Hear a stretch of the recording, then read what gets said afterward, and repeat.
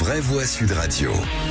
Dans une ville où il a fait nettement plus chaud que d'habitude, Félix Mathieu. Oui, une chaleur exceptionnelle qui s'est abattue sur l'Hexagone avec une bonne partie du sud-ouest en vigilance rouge. 12 départements en rouge entre la Charente-Maritime, l'Aude et les Landes.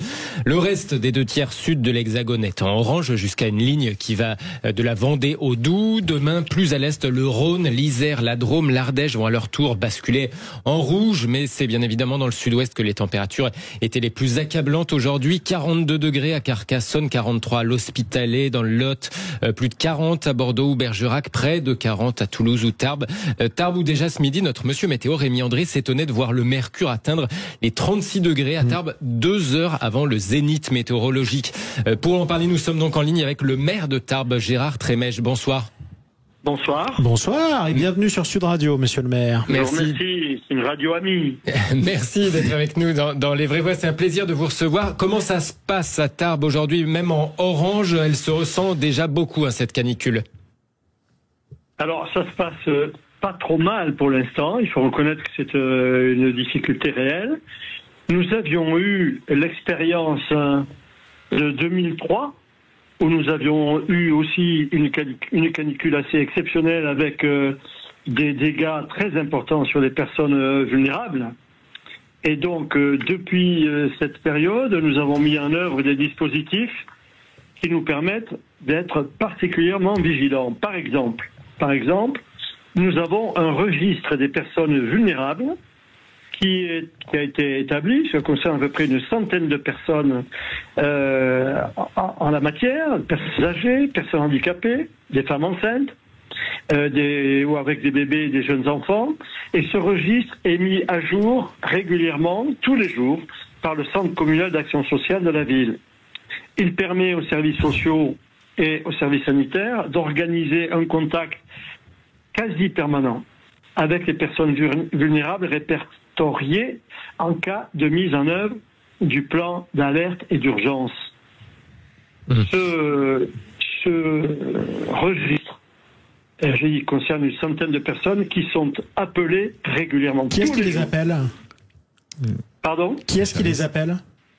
C'est les personnes du service social, du CCAS, service social. Ouais. Dès le déclenchement de l'alerte orange, les personnes sont appelées quotidiennement, y compris les week-ends et jours fériés. Et qu'est-ce que vous faites si jamais il n'y a pas de réponse? S'il n'y a pas de réponse, on envoie quelqu'un. Ou on envoie la police municipale, ou on alerte la police nationale, voire même les pompiers. De même, nous avons une veille quotidienne qui est assurée par les livreurs des plateaux repas, chaque matin auprès des personnes âgées. Si il y a une absence, s'il n'y a pas de réponse quand le livreur ou quand on appelle, nous contactons les proches des personnes non atteintes pour pouvoir nous assurer de leur bonne santé. Monsieur le maire, et au cas échéant, comme je vous l'ai dit, on fait intervenir la police et les secours en cas de non-réponse. Monsieur le maire, bonsoir. Est-ce que vous avez des espaces réfrigérés, enfin en tout cas réfrigérés, ne l'ai pas pensé ce que je n'ai pas dit, mais climatisés ou en tout cas rafraîchis pour justement ces personnes vulnérables en cas d'alerte orange et rouge? Alors d'abord, nous avons à Tarbes une trentaine de points fraîcheur. De même, nous sommes une ville où il y a plus de 20 000 arbres, avec des parcs et jardins absolument magnifiques, au sein desquels, sous ces arbres, la température est inférieure de 5 à 8 degrés par rapport à ce qu'elle est à l'extérieur. Toujours dans les espaces verts, ça aide beaucoup, ça c'est vrai. Voilà, très important. Le jardin Mastré, par exemple, est ouvert de 7h du matin à 21h. Avec des points d'eau potables accessibles à différents endroits du jardin pour que les personnes puissent aller faciliter remplir leurs bouteilles, leurs gourdes, etc. Et donc vous êtes bien préparé quand même.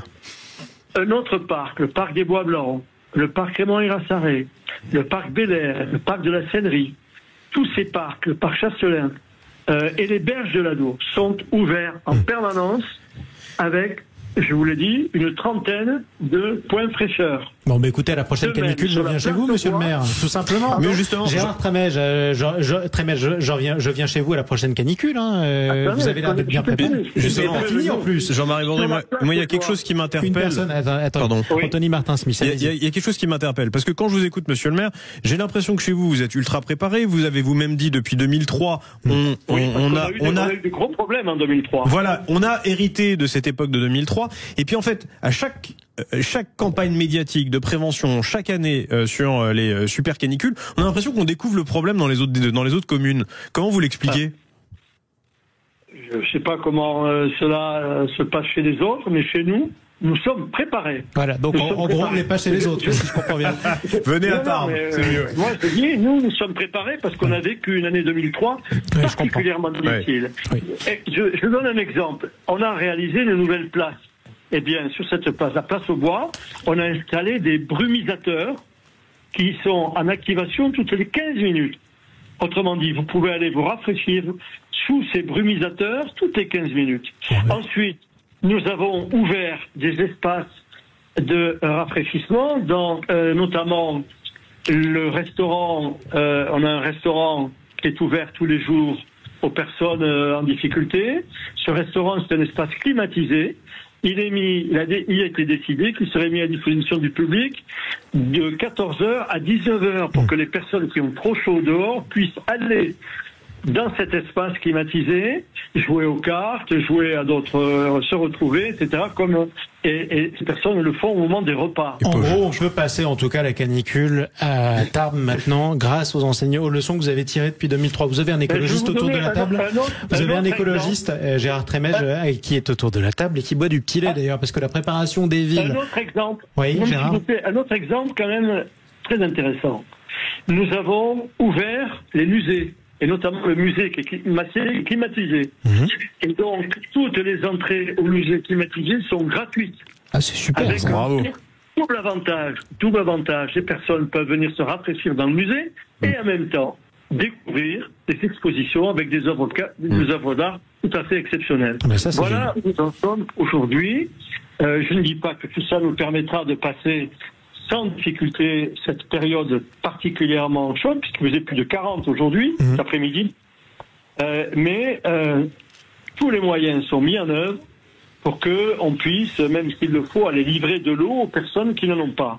Bon, bah écoutez, c'est formidable. En tout cas, tout va bien se passer. Bravo, monsieur le maire. Bravo, monsieur le maire. C'est toujours une bonne raison c'est toujours une bonne excuse pour retourner au musée, Philippe Bouriaki. Complètement. Non, mais là, monsieur le maire vient de déployer plusieurs dispositifs. Il y en a un, moi, qui m'a frappé. Il a parlé énormément de ces parcs. On sait que la végétalisation permet de pouvoir absorber, et donc l'évaporation des phytos fait que vous avez une humidité ambiante qui réduit évidemment, mais où il y a aussi des ombrages qu'on peut créer un petit peu partout pour éviter l'accumulation de cette chaleur, en tout cas que tout ce qui est minéral ça absorbe, et puis on essaie de faire des places un peu moins minérales aussi, parce que par endroits vous avez l'impression d'être sur une planche quand on est en plein été quand même. Donc ça aussi il faut faire attention. Un commentaire, Jean Dorido, depuis la Côte d'Azur? Oui, non, enfin, tout ce que j'entends, c'est frapper au coin du bon sens, comme on dit. Maintenant, c'est vrai que prendre en charge les plus faibles, c'est essentiel. Pour autant, responsabiliser les uns et les autres, c'est aussi important, me semble-t-il.